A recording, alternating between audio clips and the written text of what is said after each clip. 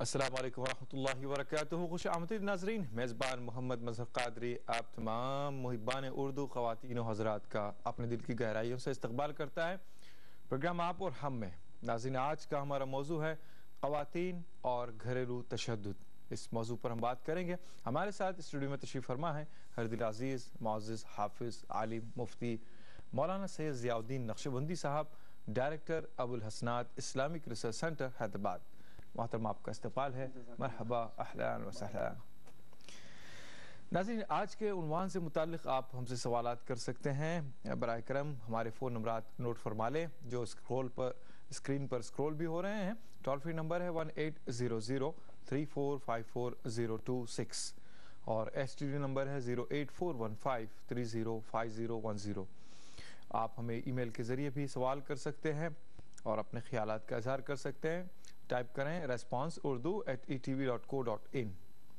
انشاءاللہ بات کرتے ہیں آج کے عنوان سے متعلق، کیا خواتین پر تشدد آئے دن ہوتے رہتے ہیں گھروں میں، اور کیا ہماری ذمہ داریاں ہیں، اور مذہب اسلام کیا کہتا ہے تشدد کے بارے میں، خصوصاً گھریلو تشدد کے بارے میں، خواتین کے ساتھ زور و زیادتی کے بارے میں۔ مفتی صاحب سے درخواست کرتے ہیں آج کے عنوان سے متعلق تمہیدی کلمات پیش فرمائیں۔ الحمدللہ رب العالمین، والصلاة والسلام على حبیبہ سید الانبیاء واشرف المرسلین وعلى آلہ الطیبین الطاہرین واصحابہ الراشدین المہدیین وعلى من احبہم وتبعہم بإحسان اجمعین الى یوم الدین۔ اما بعد فاعوذ باللہ من الشیطان الرجیم، بسم اللہ الرحمن الرحیم۔ ولا تحسبن الله غافلا عما يعمل الظالمون، وقال تعالى وكذلك أخذ ربك إذا أخذ القرى وهي ظالمة إن أخذه أليم شديد، صدق الله العظيم۔ السلام علیکم ورحمۃ اللہ وبرکاتہ۔ وعلیکم السلام ورحمۃ اللہ وبرکاتہ۔ ناظرین کرام و سامعین عظام، اللہ سبحانہ وتعالی اپنے بندوں پر رحمت کرنے کو پسند فرماتا ہے۔ اس کا خود ارشاد ہے کتب ربکم علی نفسہ الرحمہ، تمہارے پروردگار نے اپنے ذمہ کرم پر مہربانی فرمانا لے لیا ہے۔ اور ارشاد حبیب پاک علیہ الصلاۃ والسلام الراحمون یرحمہم الرحمن، کہ رحمت کرنے والوں پر، مہربانی کرنے والوں پر خدائے رحمان مہربانیاں فرماتا ہے۔ ارحموا من فی الارض یرحمکم من فی السماء، تم زمین والوں پر مہربانی کیا کرو، آسمان کا مالک تم پر مہربانیاں فرمائے گا، خصوصی رحمتوں سے تمہیں سرفراز کرے گا۔ تو مہربانی اور شفقت کرنے کا حکم دیا گیا، اس کے برعکس ظلم سے، تشدد سے منع کیا۔ اللہ پاک کا ارشاد ہے وَلَا تَحْسَبَنَّ اللَّهَ غَافِلًا عَمَّا يَعْمَلُ الظَّالِمُونَ، ظلم کرنے والوں کے کاموں سے تم ہرگز اللہ کو بے خبر نہ سمجھو، اللہ پاک ان کی خبر رکھتا ہے۔ پھر فرمایا وَكَذَلِكَ أَخْذُ رَبِّكَ إِذَا أَخَذَ الْقُرَى وَهِيَ ظَالِمَةٌ، ظلم و تشدد کرنے والی بستیاں، ظلم و تشدد کرنے والے افراد جب ظلم کرتے ہیں تو اللہ انہیں سخت گرفت سے دوچار کرتا ہے۔ ان اخذہ علیم شدید، بے شک اللہ جب پکڑتا ہے تو اس کی پکڑ بڑی دکھ والی اور سختی والی ہوتی ہے۔ تو اللہ پاک مہربانی کرنے کا حکم دیا، ظلم و تشدد سے منع فرمایا ہے۔ رسول پاک علیہ السلام نے بھی یہی ہدایات دی ہے۔ اب اس تناظر میں ہم اپنے گھریلو ماحول پر ایک نگاہ طائرانہ ڈالتے ہیں تو یہ سنگین حالات ہماری نگاہوں کے سامنے آتے ہیں، اور بلکہ آئے دن نئے نئے ظلم و ستم کے واقعات سامنے آ رہے ہیں۔ حالیہ عرصے ہی میں آپ نے دیکھا کہ ایک ظالم باپ نے، بے رحم سنگ دل باپ نے صرف اس بنیاد پر اپنی لخت جگر کو تباہ و تاراج کیا کہ وہ لڑکی کی شکل میں اس کی بیوی کو تولد ہوئی۔ ماں نے بچی کو جنم دیا تو یہ ظالم نے بچی کو زندہ دیکھنا پسند نہیں کیا۔ اس کی سنگ دلی کی انتہا تو آپ دیکھیے، اس بچی کو دانتوں سے چبا کر اس ظالم نے ختم کر دیا۔ حالانکہ ہمارے رسول پاک علیہ الصلاۃ والسلام نے یہ ہدایات دی ہے کہ بچی گھر میں پیدا ہوتی ہے تو بچی تنہا نہیں آتی، اس کو کمزور مت سمجھو، وہ بے جان کمزور نہیں ہے، اللہ کی بارگاہ سے خصوصی رحمتوں کی سوغات لے کر آتی ہے، انعامات خداوندیہ کی برسات اس پر برستی ہے۔ جس گھر میں بچی آتی ہے اللہ پاک نورانی فرشتوں کو انتہائی عظمت شان کے ساتھ بھیجتا ہے۔ بچی کو فرشتے اپنے پروں میں لیے ہوئے ہوتے ہیں، رحمت والے فرشتے اپنے نورانی ہاتھوں سے اس کے اوپر مسح کرتے ہیں، اور گھر والوں کے لیے رحمت و برکتوں کا نزول ہوتا ہے، اللہ کی بارگاہ کا سلام پہنچاتے ہیں، اور یہ خوشخبری بھی دیتے ہیں کہ القیم علیہا معان الی یوم القیامہ، اے گھر والوں تم خوش نصیب ہو، تمہارے گھر اللہ کی ایک نعمت بچی کی شکل میں پہنچی ہے، جو اس کی خدمت کریں گے، جو اس کی دیکھ بھال کریں گے، قیامت تک ان پر اللہ کی خاص نصرت اور مدد ہوتی رہے گی۔ سبحان ایسی رحمت و راحت سے سرفراز کرنے والی بچی، اللہ کی نایات کا سبب بننے والی بچی کو آج ظالم باپ تہ کر رہا ہے اور اس کو اپنے دانتوں سے چبا کر ختم کر رہا ہے، اور بیویوں پر تان و تشنی کے تیر گھائل سے ان کے دلوں کو گھائل کیے جا رہے ہیں۔ یقیناً یہ اللہ تبارک و تعالیٰ کے قہر میں مبتلا ہوں گے۔ اللہ پاک نے جیسا فرمایا ان اخذہ علیم شدید، اللہ پاک کا مواخذہ بڑا سخت ہوتا ہے، اور بزرگوں نے جیسے کہا خدا کی لاٹھی میں آواز نہیں ہوتی ہے، مار پڑتی ہے، انسان اللہ تبارک و تعالیٰ کی مار سے بچ نہیں سکتا۔ اللہ پاک تشدد کرنے والوں کو راہ راست نصیب فرمائے، اور جو ظلم و ستم کا نشانہ بنی ہوئی اللہ انہیں مظلومیت سے رہائی عطا فرمائے۔ آمین آمین۔ ناظرین آئیے چلتے ہیں پروگرام کے پہلے سیگمنٹ میں، اپنے پہلے کالر کی جانب دیکھتے ہیں کون ہے لائن پر۔ السلام علیکم۔ وعلیکم السلام محترم کون کہاں سے؟ حبیب گلشن سری نگر سے بول رہا ہوں سر۔ جی بتائیے، سوال بتائیے گا۔ سوال ہے جناب کہ آج کل جو عورتوں پر تشدد ہوتا ہے جی یہ تو دن روز بڑھتا جا رہا ہے، تو اس کی ذمہ داری اگر دیکھا جائے تو یہ گھر کا جو گھر والی کا جو خاوند ہوتا ہے جی اسی پر ہوتا ہے یہ ذمہ داری، جی جی کیونکہ حضور پاک صلی اللہ علیہ وسلم نے فرمایا کہ جب بھی کوئی کام گھر کی کام ہوگی جی تو آپس میں ایک دوسرے کا ہاتھ بٹانا چاہیے، جی جی لیکن اس کی طرف آج کل کوئی نہیں دیکھتا ہے۔ سارا جو کام گھر کا ہوتا ہے وہ صرف ایک عورت کو کرنی پڑتی ہے، جی جبکہ وہ بھی ایک انسان ذات ہے۔ ٹھیک ہے ٹھیک ہے تو اس پر انشاءاللہ۔ اتنا ظلم ہوتا ہے کہ وہ بیچاری بول بھی نہیں پاتی ہے۔ ٹھیک ہے انشاءاللہ تو بتاتے ہیں آپ کو۔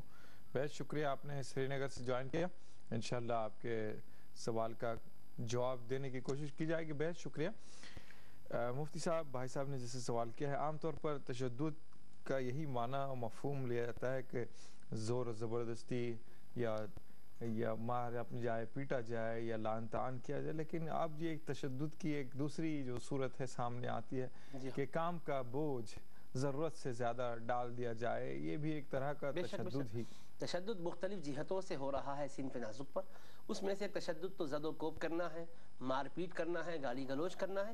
اس کے علاوہ دوسرے تشدد کی جو شکل ہے وہ یہ ہے کہ اس پر طاقت سے زیادہ کام کا بوجھ ڈالنا، ادھر سے خسر کی بھی خدمت کرے، خوش دامن کی بھی وہ ناز برداری کرے، پھر ادھر سے دیور کا ہے، جیٹ کا ہے، جٹھانی کا ہے، ننن کا ہے، نندوئی کا ہے، یہ ساروں کے ناز نخروں کو سہتی رہے، سب کو خوش کرنے کی کوشش کرتے رہے۔ کسی ایک کو بھی اگر کوئی ایسی بات اس کی جو کہ ان کی طبیعت کے حساب سے نامناسب لگی ہے تو پھر وہ پورا طوفان بدتمیزی مچا دیتی ہے، اور آتے ہی اس کے شوہر سے ساری شکایتیں کرتی ہے۔ اب وہ تھک کے شوہر کی شفقتوں و محبتوں کا وہ انتظار کر رہی ہوتی ہے، لیکن وہ ظالم ان سے سننے کے بعد پھر اپنے نامناسب رویے کے ذریعے سے اس کے ساتھ پیش آتا ہے۔ یہ سب تشدد کی شکلیں ہی ہیں۔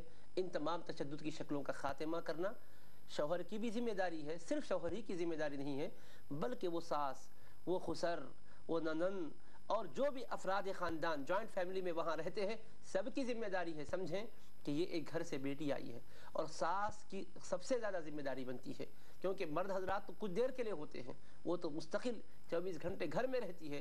وہ یہ سوچے بھئی آپ اپنی ایک بیٹی کو بیاہ کر کے کسی کے حوالے کیے، کسی کی بیٹی کو آپ اپنے گھر لائے، وہ آپ کی بہو بن گئی، آپ ان کی ساس بنی ہیں، تو گویا ایک ماں کا آپ کو مقام ملا، وہ اپنے آپ کو آپ کی بیٹی کے دائرے میں سمجھ رہی ہے۔ اسی وجہ سے آپ دیکھیے فقہ کا مسئلہ ہے، اگر خدا نہ خواستہ اس کا شوہر انتقال بھی کر جاتا ہے ماں کی زندگی میں، تو یہ بیوی بیوہ ہو چکی ہے، شوہر اس کا جا چکا ہے، سر کا تاج اس سے رخصت ہو چکا ہے، تب بھی اس کی ساس کا حکم ساس کا ہی رہتا ہے، اور خسر کا حکم خسر کا ہی رہتا۔ مطلب کیا؟ یعنی ان کا جو رشتہ حرمت کا ہے وہ قائم رہتا ہے۔ بیٹے کے مرنے کے بعد بھی جو بہو اپنے ساس سسرے کی بہو ہے، اس کے اعتبار سے احترام دونوں کے مابین رشتہ جو حرمت والا ہے وہ قائم رہتا ہے۔ کیوں رہتا ہے؟ اس لیے کہ تقدس ہے۔ ان کو چاہیے کہ برابر ان کا پاس و لحاظ رکھیں۔ تو یہ ذہنی تشدد جو ہے اس کا بھی خاتمہ کرنا ضروری ہے۔ اللہ سبوں کو ہدایت عطا فرمائے۔ آمین آمین ثم آمین۔ انشاءاللہ اور ایک کالر لائن پر موجود ہیں۔ السلام علیکم۔ हेलो السلام ورحمۃ اللہ. जी वालेकुम सलाम मोहतरम. कौन कहाँ से? جی مظہر بھائی صاحب خیریت سے ہیں؟ अल्लाह का एहसान है मेरे भाई. कौन कहाँ से? جی میں بیجاپور کرناٹک سے بات کر رہا ہوں, سید صادق انواری اشرفی. जी बताइए, सवाल बताइएगा. مفتی صاحب کو بھی سلام سنائیے ہمارا. मुफ्ती साहब भी सलाम का जवाब दे रहे हैं. جی جی وہی بہت شاندار ٹاپک ہے जी ابھی جو آپ نے کیا ہے. بات یہ تھی کہ جو جوائنٹ فیملی کا تصور جو معاشرے میں ہے जी وہ کہاں تک جو ہے اسلامی حساب سے ہے, کیونکہ سارے جھگڑوں کی بنیاد شاید وہی ہے. تو کے تعلق سے مفتی صاحب سے ठीक है सर, इंशाल्लाह बताते हैं आपको. جی بے ماشاء شکریہ اللہ آپ نے پروگرام ہمیں شاندار ہے. جوائن کیا. مفتی صاحب کے جوابات بھی بہت اچھے ہیں ماشاء اللہ. اللہ کا احسان ہے, الحمدللہ. بے شکریہ, آپ نے ہمت افزائی فرمائی.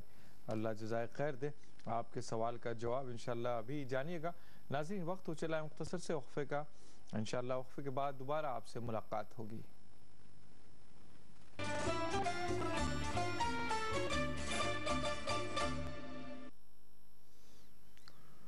ناظرین وقفے کے بعد پھر سے آپ کا خیر مقدم ہے. پروگرام آپ اور ہم میں, اور آج کا ہمارا عنوان ہے خواتین اور گھریلو تشدد. اس موضوع پر ہم بات کر رہے ہیں. ساتھ میں مفتی ضیاء الدین نقشبندی صاحب آپ کے سوالات کے جوابات دے رہے ہیں. بریک پر جانے سے پہلے جو سوال آیا تھا, انشاءاللہ اس سوال کا جواب آپ کو بتائیں گے. اگر کوئی کالر لائن پر ہو تو شامل کرتے ہیں. السلام علیکم. ہیلو, چلیے لائن ڈراپ ہو گئی تو آگے بڑھتے ہیں. انشاءاللہ اس سوال کا جواب جانتے ہیں. جوائنٹ فیملی کا تصور اسلام کے نظر میں کہاں تک درست ہے؟ اور بھائی صاحب نے جسے بتایا کہ جھگڑے کی وجہ یا جڑ جو ہے جوائنٹ فیملی ہی ہوتا ہے. بسم اللہ الرحمن الرحیم. نبی کریم صلی اللہ تعالی علیہ وآلہ وصحبہ وسلم نے اپنے عہد میمون میں جو عقد نکاح کے بعد ذمہ داریاں ہر ایک کی بتلائی ہے, اس میں یہ تھا اس مبارک زمانے میں کہ شادی کے بعد اپنے طور پر علیحدہ رہتے تھے اور ماں باپ کا برابر خیال رکھتے تھے. اپنے الگ مکان ہونے کے باوجود ماں باپ کے ساتھ ان کا حسن سلوک برابر رہتا تھا. کسی طرح سے بھی حق تلفی نہیں ہوا کرتی تھی. خود رسول کریم صلی اللہ تعالی علیہ وآلہ وسلم کے صحابہ کرام کے یہ معمولات رہا کرتے تھے. مسجد نبوی شریف میں آیا کرتے تھے, والدین کے ساتھ اچھا سلوک کرنے کا جہاں تک معاملہ تھا وہ کیا کرتے تھے اپنے اپنے گھروں میں جا کر. لیکن یہ ہے کہ ایک ہی مقام پر سب کے صبر ہے. اس طرح کی مثال صحابہ کرام کے عہد میمون میں عموماً کتب احادیث کریمہ میں نہیں ملتی ہے. فقہاء کرام نے اسی وجہ سے یہ بات بیان کی ہے کہ شادی کے بعد شوہر کے ذمے بیوی کے جو حقوق عائد ہوتے ہیں, من جملہ اور حقوق کے ایک حق یہ بھی ہے کہ اس کے لیے علیحدہ رہائش فراہم کرے. علیحدہ رہائش فراہم کرنے کے لیے بالکلیہ طور پر الگ مکان میں لے کے رکھے یہ کوئی ضروری نہیں ہے, لیکن اتنا ضرور ہے کہ اس کا ایک روم ایسا ہو جس میں اس کی اجازت کے بغیر کوئی آ نہ سکتے ہوں, جس میں وہ اپنے طور پر آرام سے آسودگی سے رہ سکتی ہو. اس کی وہ ذہنی طور پہ زندگی میں کوئی خلل پذیر نہ ہونے والے ہوں, اس طرح سے کوئی خلل اندازی نہ ہو, اس کا مکمل خیال کرنا چاہیے. فقہ کی تمام کتابوں کے اندر یہ مسئلہ درج کیا گیا ہے.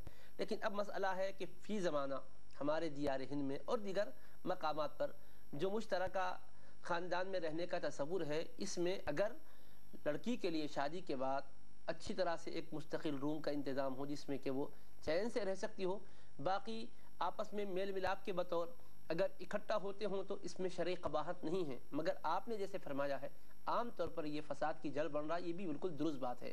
کیوں بن رہا ہے؟ یہ محض مشترکہ رہنا ہی نہیں ہے, اس میں ایک دوسرے کے حقوق کی عدم ادائیگی ہے. اللہ تبارک و تعالیٰ کے رسول علیہ السلام نے جن کے ذمہ جو حقوق عائد کیے ہیں وہ حقوق کو ادا نہ کرنے کی وجہ سے یہ سب خرابی آ رہی ہے. ہم یہ سمجھ رہے ہیں, بڑے حضرات یہ سمجھ رہے ہیں کہ بہو کا کام یہ ہے کہ وہ سب کی خادمہ بن کر سب کی خدمت کرے. اب اگر یہ سمجھتے ہیں کہ بھائی نہیں, وہ آئی ہے اپنے شوہر کی خدمت کرنے کے لیے, بیٹا ہونے کے حیثیت سے وہ بیٹا ماں کی خدمت کرے, باپ کی خدمت کرے, یہ اس کے ذمے ہے. لیکن بہو کے ذمے ساس کی, سسر کی اور دیگر افراد خاندان کی خدمت کرنا کہیں بھی قرآن کریم اور احادیث کریمہ میں لکھا ہوا نہیں ہے. فقہاء کرام نے بھی اس میں بیان نہیں کیا ہے. حالانکہ فقہ کے اندر زندگی کے شعبوں سے متعلق ساری تفصیلات موجود ہیں, لیکن یہ اس کے ذمے ہے کہہ کر کہیں بیان نہیں کیا گیا ہے. یہ کیوں کر ہے؟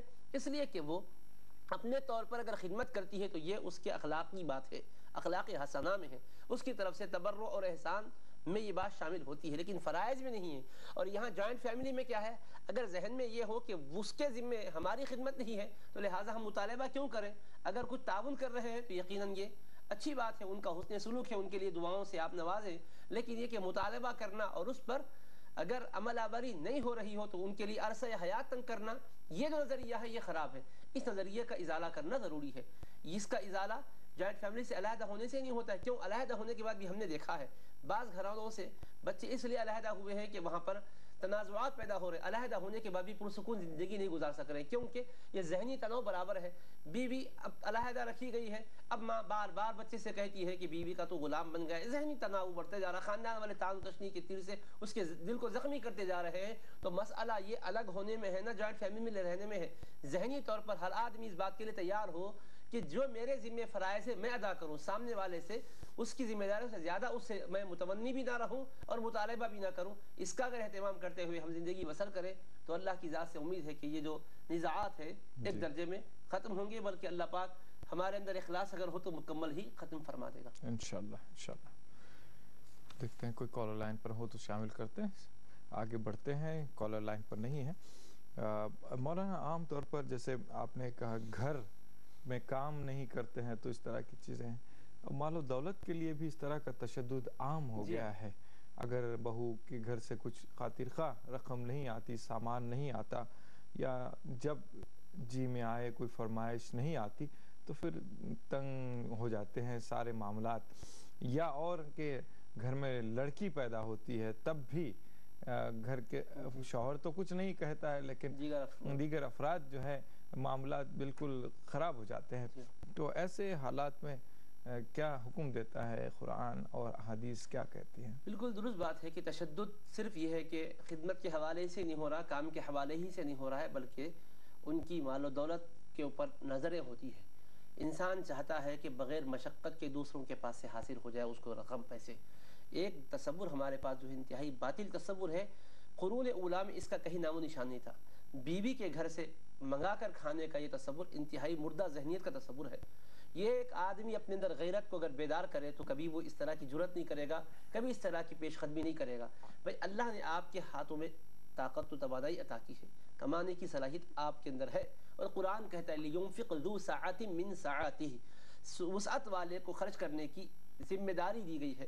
اور فرمایا ہے الرجال قوامون علی النساء بما فضل اللہ بعضهم علی بعض وبما انفقوا من اموالهم.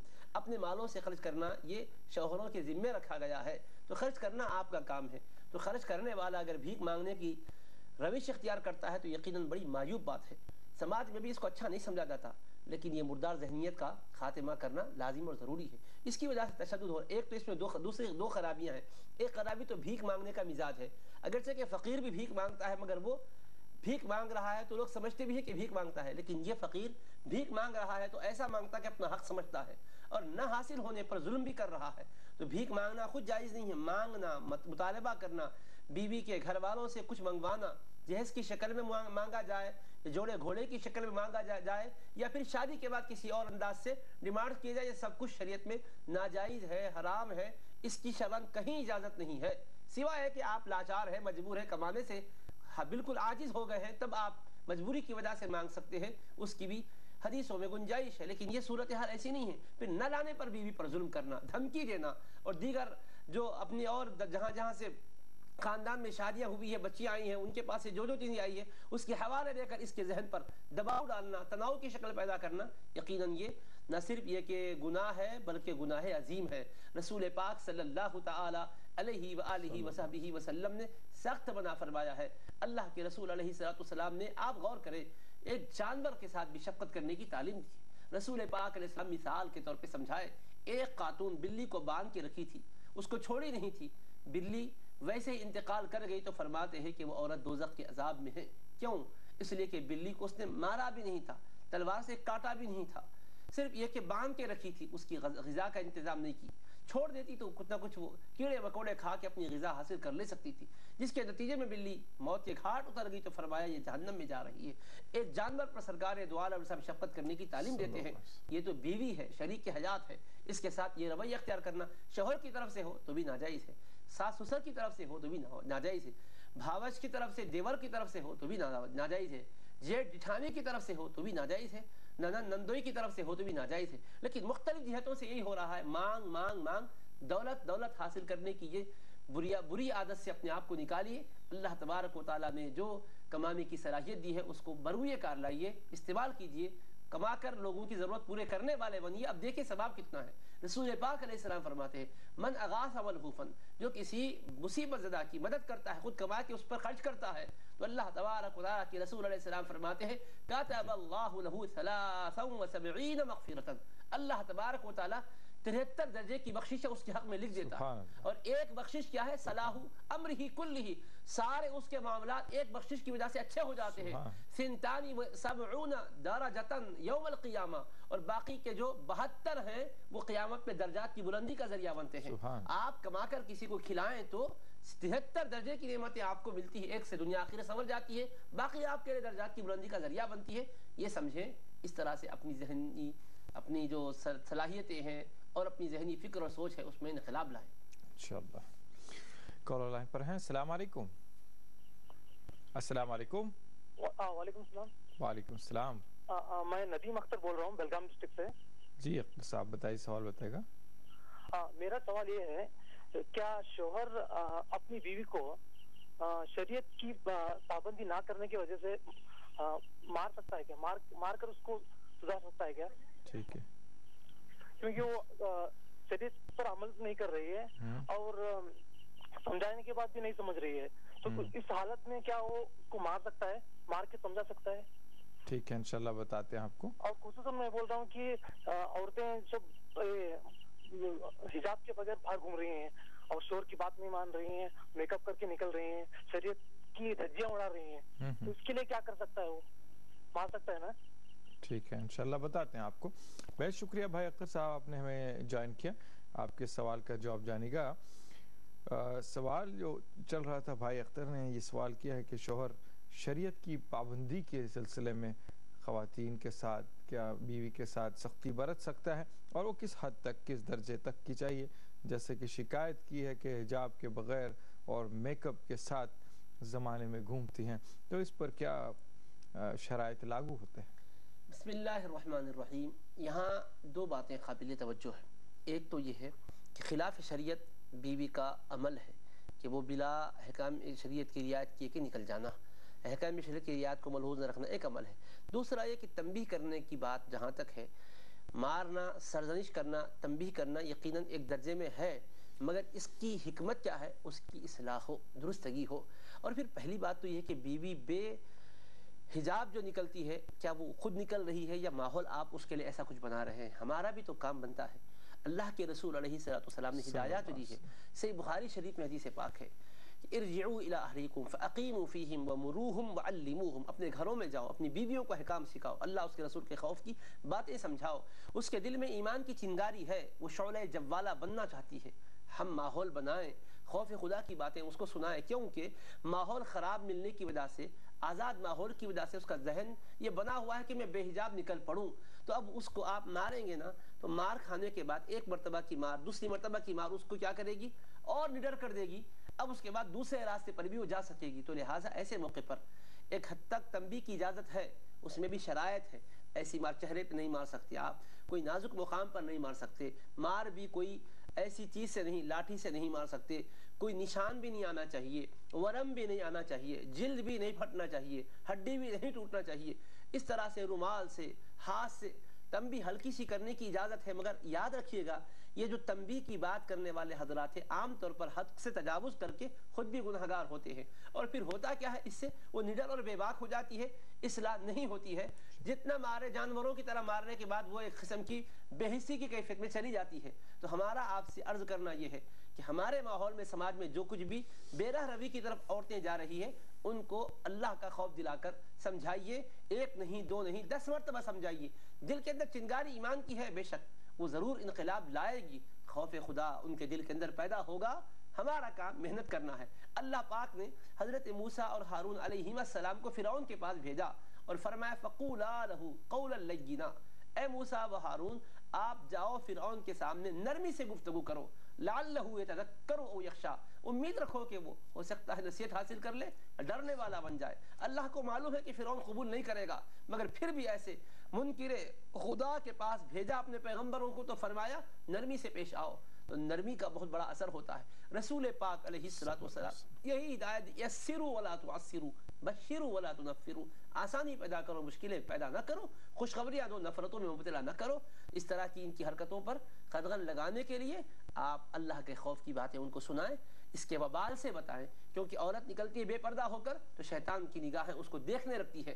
رسول پاک علیہ الصلوۃ والسلام ارشاد فرماتے ہیں رب کاسیات فی الدنیا عاریات فی الآخرہ، دنیا میں اس طرح سے لباس پہن کر اپنے بدنوں کی نمائش کرنے والی قیامت میں ننگی رہیں گی، اللہ کے عذاب میں مبتلا ہوں گی۔ اس طرح کے وعیدیں جو کچھ ہے سنائیں، ایک دن ضرور ان کے اندر انقلاب پیدا ہوگا۔ بہرحال سخت تنبیہ کی جہاں تک بات ہے، اس سے گریز کرنا ہی ہماری نظر میں بہتر معلوم ہوتا ہے۔ جی بہت شکریہ مولانا۔ ناظرین پروگرام کا سلسلہ جاری رہے گا، آئیے چلتے ہیں مختصر سے وقفے پر، انشاءاللہ وقفے کے بعد آپ اور ہم ساتھ ہوں گے۔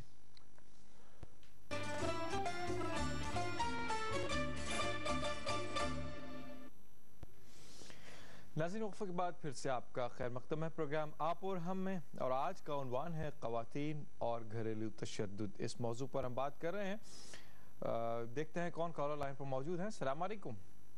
السلام علیکم۔ وعلیکم السلام ورحمۃ اللہ وبرکاتہ۔ جی صاحبہ کون؟ میں فاطمہ کرناٹک سے بول رہی ہوں، آپ کیسے ہو؟ جی فاطمہ صاحبہ کیسے ہیں آپ؟ خیریت سے ہیں؟ الحمدللہ الحمدللہ۔ بہت دنوں کے بعد آپ کا کال آیا ہے۔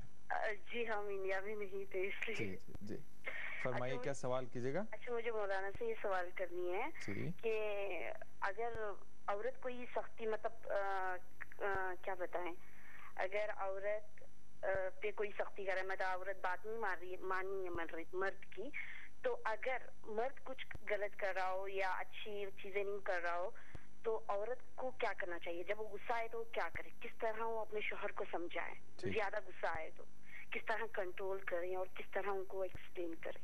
ٹھیک ہے انشاءاللہ بتائیں۔ Okay thank you. بہت شکریہ آپ نے ہمیں کال کیا، آپ کے سوال کا جواب جانے گا۔ مولانا اس سوال کا جواب یہ تصویر کا دوسرا رخ ہے۔ خواتین پر تو تشدد ہوتا ہے، لیکن اگر شوہر صحیح راہ پر نہ ہو تو اسے کیسے وہ صحیح راہ پر لائے، اپنے غم و غصے کا کیسے اظہار کرے اور کس طرح سے وہ اس کو سمجھائے؟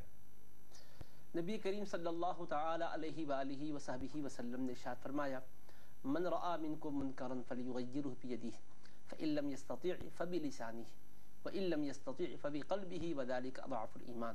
جب بھی تمہیں سے کوئی برائی کو دیکھے تو برائی کو اپنے ہاتھ سے روکے، اور ہاتھ سے نہیں روک سکتے ہیں تو زبان سے اس کو منع کرے، اور اگر زبان سے بھی نہیں کہہ سکتے ہیں تو دل سے برا جانے، اور یہ نہایت کمزور درجے کا ایمان ہے۔ تو برائیوں کو روکنے کے 3 درجات بتلائے ہیں۔ اسی طرح سے بیوی اگر یہ دیکھ رہی کہ شوہر غلط راستے پر جا رہا ہے تو ظاہر ہے کہ وہ ہاتھ سے تنبیہ تو نہیں کر سکتی، کیونکہ شریعت اسلامیہ نے بیوی کو یہ اختیار نہیں دیا ہے کہ وہ اپنے شوہر کی تنبیہ کرے یا اس کی کوئی پٹائی کرے یا اس پر کوئی اس طریقے سے ہاتھ اٹھائے، دست درازی کرے، اس کی اجازت نہیں دی گئی ہے۔ اس کے لیے یہی حکم ہے کہ وہ اپنی زبان سے خیر خواہانہ انداز میں اس کو سمجھائے اور بتلائے، کیونکہ بہت سی تعلیم یافتہ خواتین ہیں، ان کو اتفاق سے ایسے شوہر ملے ہیں جو جاہل قسم کے ہیں، احکام خداوندی کو نہیں جانتے۔ عورتیں نماز کی پابند ہیں، وہ بالکل نماز سے آشنا ہی نہیں، مساجد میں بمشکل جاتے ہیں تو کوئی جمعہ کو جاتے ہیں، اور بعض تو ایسے لاپرواہ ہیں کہ عیدین کے سوا نماز ہی نہیں پڑھتے ہیں۔ اور بیویوں کا حال یہ کہ الحمدللہ تہجد گزار ہے اور دیگر نوافل اور اذکار کی بھی پابند ہے۔ تو ویسے موقع پر کیا کریں؟ شراب نوشی کا عادی ہے، غلط راستوں پر جا رہا ہے، سمجھائیں، اللہ تبارک و تعالیٰ کے احکام بتلائیں۔ وہ پڑھا نہیں ہے تو باپ یہ سمجھے کہ اللہ پاک نے آپ کو اس کا ایک معلم بنایا ہے، تو معلمہ کا رول کیا ہوتا ہے؟ تعلیم پہنچانے والوں کا دیکھیے حدیث مبارک میں آتا ہے، رسول کریم علیہ السلام کا مبارک ہے، ایک نوجوان آپ کی خدمت میں آ کر کہنے لگا یا رسول اللہ ایذن لی بالزنا، زنا کرنے کی مجھے اجازت دے دیجیے۔ آج مجھ سے یا آپ سے ہم سے کوئی اگر پوچھے ہم غصے میں آ جاتے ہیں، ہم کیا کہتے ہیں؟ تجھے حیا نہیں آتی، اتنی بڑی جرات کر رہا ہے، لیکن رسول رحمت کی رحمت کا انداز آپ دیکھو۔ اس جوان نے کہا زنا کرنے کی مجھے اجازت دے دی جائے، تو رسول پاک علیہ السلام کے صحابہ ڈانٹنا چاہتے تھے، آپ نے فرمایا ٹھہر جاؤ، اس نوجوان کو برا نہ کہو، قریب کیا، فرمایا بیٹھو قریب میں۔ پھر آپ نے سمجھایا کس کے ساتھ یہ ارادہ ہے، کیا اپنی ماں کے ساتھ یہ ارادہ ہے؟ کہنے لگا میرے ماں باپ آپ پر قربان، میں ماں کے بارے میں سوچ نہیں سکتا۔ ایک ایک رشتے کا تذکرہ کیا، کیا بہن کے ساتھ، بیٹی کے ساتھ، پھوپھی کے ساتھ یا خالہ کے ساتھ، کس کے ساتھ کرنا چاہتے ہو؟ ہر رشتے کی نفی کی، کہا نہیں نہیں نہیں سرکار، اللہ مجھے آپ پر قربان ہونے والا بنا دے، ایسا میں نہیں سوچ سکتا۔ تو فرمایا دیکھو جس عورت سے بھی تم ارادہ کرتے ہو، کسی کی بیٹی ہوگی، کسی کی ماں ہوگی، کسی کی بہن ہوگی، کسی کی بیوی ہوگی، کسی کی پھوپھی ہوگی، کسی کی خالہ ہوگی، ان رشتوں کے حوالے سے تم اپنے حق میں پسند نہیں کرتے، دیگر لوگ کیسے پسند کریں گے؟ آپ دیکھیے نبض شناس نبی رحمت علیہ السلام نے کس طرح تربیت کی، اور حضرت نبی پاک صلی اللہ علیہ وسلم نے پھر اس کے بعد اس کے قلب پر ہاتھ رکھا، اللہ سے دعا کی اللہم طہر قلبہ واغفر ذنبہ، اے اللہ ان کے دل کو پاک کر دے اور گناہوں کو معاف فرما دے۔ اس کے بعد صحابہ کہتے ہیں وہ نوجوان کو مدینہ منورہ کی گلیوں میں گھومتے دیکھتے تھے، کبھی اس کی نگاہ پھٹکتی بھی نہیں تھی۔ تو ہمارے رسول پاک علیہ السلام نے تربیت کا یہ انداز اختیار کیا ہے۔ تو مائیں بہنیں بھی ہماری، ان کی جب خاوین غلط راستے پر جا رہے ہیں تو سرکار کی سنت کے مطابق سمجھائیں، ان کو بتائیں اللہ پاک کا کیا حکم ہے، رسول پاک علیہ الصلوۃ والسلام کی کیا تعلیم ہے، اس سے ان کو واقف کرائیں۔ کوشش کرتے رہیں، اللہ کی بارگاہ میں ہاتھ اٹھا کر دعا بھی کرتے رہیں کہ آج جب کہ آپ کی کوشش سے اس کی زندگی سنور جائے اور اللہ پاک اس کے خیر کی طرف لانے کا آپ کو بھی اجر و ثواب عطا کرے، کیونکہ الدال علی الخیر کفاعلہ، حدیث شریف میں آیا ہے خیر کی طرف دعوت دینے والے، خیر کے کام کرنے والے کے برابر ثواب پاتے ہیں۔ آپ کے اجر و ثواب میں اللہ پاک اور مزید اضافہ فرمائے گا۔ بہرحال نصح و خیر خواہی کا معاملہ کریں، حکمت اور مصلحت کو یاد رکھیں، ادعو الی سبیل ربک بالحکمۃ والموعظۃ الحسنہ، حکمت کے ساتھ اور اچھی خیر خواہی کے ساتھ ان کو حق کی طرف بلانے کی کوشش کرتے رہیں۔ اپنے غم و غصے کا اظہار سخت کلمات کے ساتھ کہیں گے تو ہو سکتا ہے کہ وہ کیونکہ دین سے دور ہے کوئی غلط بات کہہ دے یا کوئی ایسی بات آ جائے جس میں اور زندگی میں دراڑیں پیدا ہو جائے، اس کے بجائے نرمی کے ساتھ معاملہ کریں، انشاءاللہ خیر خواہی آپ کریں گی تو ضرور فائدہ ان کو ہوگا انشاءاللہ۔ کال لائن پر ہیں، السلام علیکم۔ السلام علیکم۔ وعلیکم السلام۔ محترم کون کہاں سے؟ میں دلی سے مہربان علی بول رہا ہوں۔ دلی سے مہربان علی۔ مہربان علی صاحب جی بتائیے، سوال بتائے گا۔ سر میرا سوال ہے، میری بیگم ہے جو میرا کہنا نہیں مانتی ہیں اور نافرمانی کرتی ہیں اور بدتمیزی سے باتیں بھی کرتی ہیں، تو اس کے لیے مجھے کیا کرنا چاہیے پھر؟ ٹھیک ہے انشاءاللہ بتاتے ہیں آپ کو۔ بہت شکریہ آپ نے ہمیں کال کیا۔ میں معذرت کے ساتھ اس سوال کرنے والے صاحب سے معذرت چاہتا ہوں کہ بھئی آپ نے یہ سوال کیا ہے، اگر راست اپنے لیے کیا ہے تو اس طرح سے نہ کیا جائے، نام مخفی رکھا جائے تاکہ دل آزاری نہ ہو، آپ کی بیگم کی دل آزاری نہ ہو، آپ کے خسر کی، ان کے والدین کی یا خود اپنے والدین کی یا اپنے گھر کی بات باہر نہ ہو۔ عام جنرل سوال کریں، حالات کے حساب سے بات کریں، بند الفاظ میں بات کریں، اس طرح علل اعلان نہ کریں۔ دوست احباب کال سنیں گے تو پھر کیا کہیں گے، رشتہ دار سنیں گے تو کیا کہیں گے، بات اس طرح سے کریں کہ بات کرنے کا سلیقہ سیکھ لیں پھر بات کریں۔ معذرت چاہتے ہوئے میں مہربان علی صاحب سے یہ گزارش کرتا ہوں، اور ایسے جتنے مہربان لوگ ہیں جو ہم سے بات کرتے ہیں وہ بڑے احتیاط سے بات کریں، دل آزاری کا سبب نہ ہو، یہ پروگرام سراسر اصلاح کا باعث بنے، کسی کی تکلیف کا باعث نہ بنے۔ مولانا سے ہم درخواست کرتے ہیں سوال کا جواب عطا فرمائیں۔ اگر ایسی خواتین، جیسے بھائی صاحب نے کہا ہے، عام طور پر کئی ایسے شوہر ہیں مظلوم ہیں، کئی ایسے مائیں ہیں، ساسیں ہیں مظلوم ہیں، بچے ہیں مظلوم ہیں، جہاں خود جو خواتین ہوتی ہیں وہ گھر میں آنے کے بعد گھر کی کیفیت ہی بدل جاتی ہے، گھر ٹوٹ جاتے ہیں یا گھر میں جھگڑے فساد چھوٹی چھوٹی بات پر ہوتی ہے، برداشت قطعی نہیں ہوتی ہے، بدتمیزی کا مظاہرہ ہوتا ہے۔ تو اس طرح کے خواتین کے لیے عام طور پر جو بیاہ کراتی ہیں ان کے لیے کیا میسج ہے؟ حضرت نبی پاک صلی اللہ تعالی علیہ وآلہ وصحبہ وسلم کی خود شہزادی کو آپ دیکھ لیں، سیدتنا فاطمہ الزہرا رضی اللہ عنہا جنتی خواتین کی سردار ہیں، جنتی نوجوانوں کے سرداروں کی والدہ ہے، اور شیر خدا علی مرتضیٰ رضی اللہ تعالی زوج مطہرہ ہے، سید الانبیاء والمرسلین صلی اللہ تعالی علیہ وآلہ وصحبہ وسلم کی شہزادی ہیں۔ لیکن گھر کا ماحول کتنا پاکیزہ تھا، کس طرح سے آپ نے اپنی زندگی کو خوشگوار راہ پر ڈالا، فقر و فاقے کی زندگی کو بھی آپ نے اختیار کیا، مگر کبھی زبان پر حرف شکایت نہیں لایا۔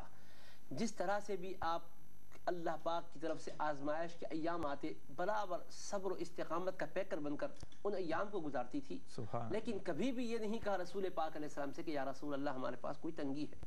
رسول پاک صلی اللہ تعالی علیہ وسلم جب تشریف لاتے مسکراتے ہوئے خوشی کے عالم میں حضور نبی کریم علیہ السلام کا استقبال کرتی، اور کبھی گھر کی اپنی کوئی تکلیف کا اظہار نہیں کیا کرتی تھی۔ اسی طرح سے آپ دیکھیں صحیح بخاری شریف میں حضرت سیدنا اسماعیل علیہ السلام سے ملنے کے لیے ابراہیم علیہ السلام گئے، وہاں دو واقعے ہوئے۔ پہلی مرتبہ آپ تشریف لے گئے تو ایک آپ اس وقت تیر اندازی کے لیے گئے ہوئے تھے باہر، ان کی بیوی سے ملاقات ہوئی، پوچھا بھائی کیا حال ہے، تو کہنے لگے ہم بڑی تکلیف میں ہیں، بڑی غربت میں ہیں، پریشانی میں ہے۔ کہا تو آپ جاتے ہوئے اتنا کہہ کر گئے کہ اپنے شوہر آئیں تو میرا سلام کہنا اور ان سے کہنا کہ چوکھٹ بدل ڈالے۔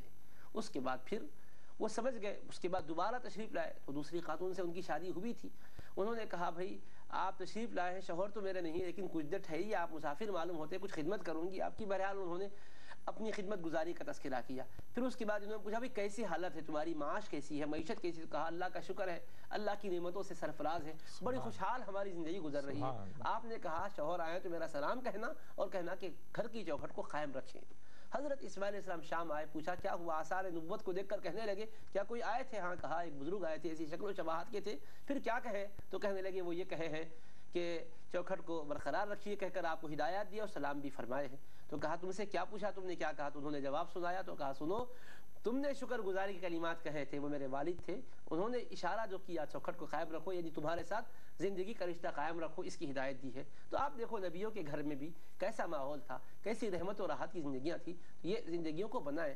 ایک لڑکی آتی ہے کسی گھر میں تو وہ رحمت و راحت کا سبب بن کے آتی ہے, ظلم کرنے والی نہ بن جائے, اختلاف اور انتشار کا سبب نہ بنے.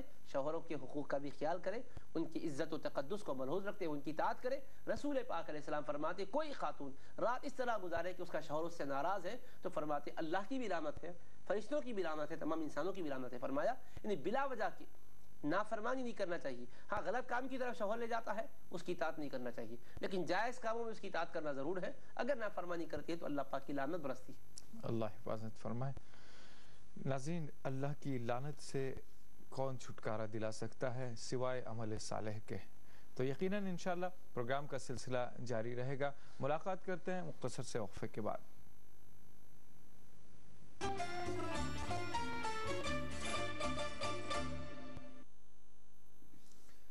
ناظرین, وقفے کے بعد پروگرام کے آخری سیگمنٹ میں پھر سے آپ کا خیر مقدم ہے.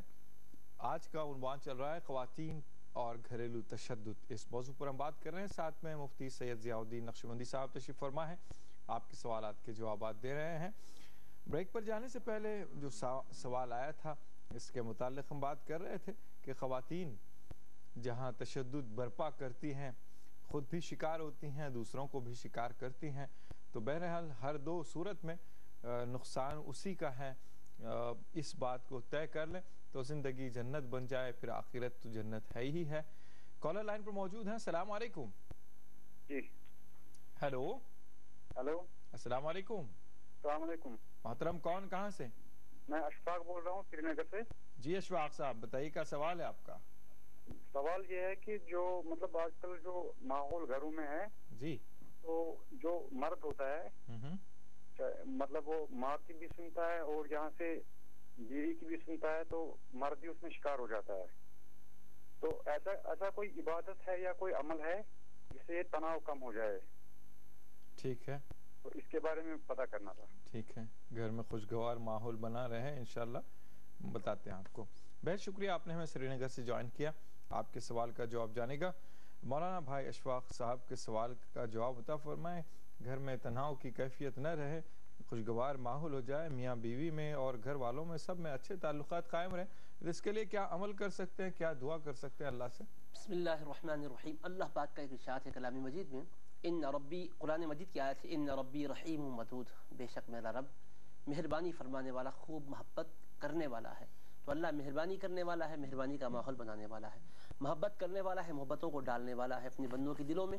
تو اس یقین کے ساتھ یا رحیم یا ودود پڑھا کریں, یا رحیم یا ودود, اور دل میں یہ معنی ذہن میں رکھیں, دماغ میں دل میں بسائے رکھیں, اے مہربانی کرنے والے, رحمتوں کے ماحول کو بنانے والے, اے محبتیں کرنے والے, محبتوں کو پیدا فرمانے والے.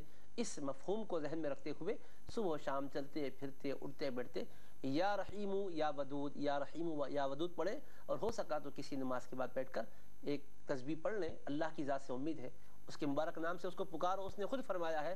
یقین اس کا اثر یہ ہوگا کہ محبتوں کا, مہربانیوں کا, شفقتوں کا ماحول بن جائے گا.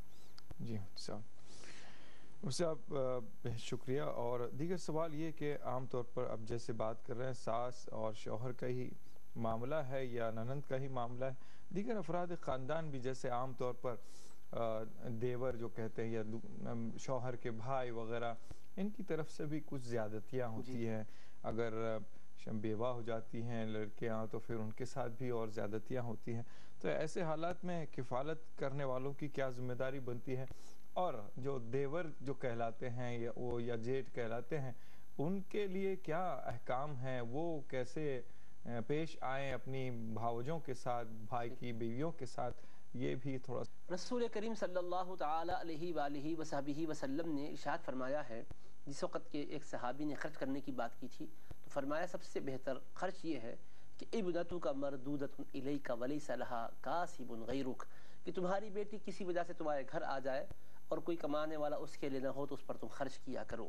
تو یہ گھر آنے کے وقت میں ہے. اسی طرح سے اگر شوہر انتقال کر جائے یا شوہر موجود ہو تو گھر کے افراد کیا کریں، کس طرح سلوک کریں. ایک تو ہے کہ میکے میں آ جانا اس کا بعد انتقال عدت گزارنے کے بعد ہے، یا یہ کہ وہیں پر اپنے بچوں کو لے کر اسی خاندان کے ساتھ اس کا رہ جانا بس جانا ہے.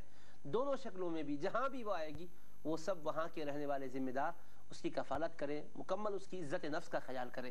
میکے کو آ جاتی ہے تو بھائی اور اس کی بیوی وغیرہ خیال کرنے والی بنے، اور اگر وہیں رہتی ہے تو دیور وغیرہ جیٹ وغیرہ جو رشتہ دار ہیں شرعی اعتبار سے ان کے مابین حجاب جو اسلام کا ہے وہ قائم رہنا چاہیے. خلوت اور تنہائی کا ماحول ہونے نہیں پائے، لیکن ساتھ ساتھ سب کے درمیان ان کے ساتھ جو کچھ بھی ان کی بنیادی ضروریات ہیں اس کو پورا کرنے کا یہ خیال کرے. کیونکہ کون ہے یہ تو بیوہ ہو چکی ہے.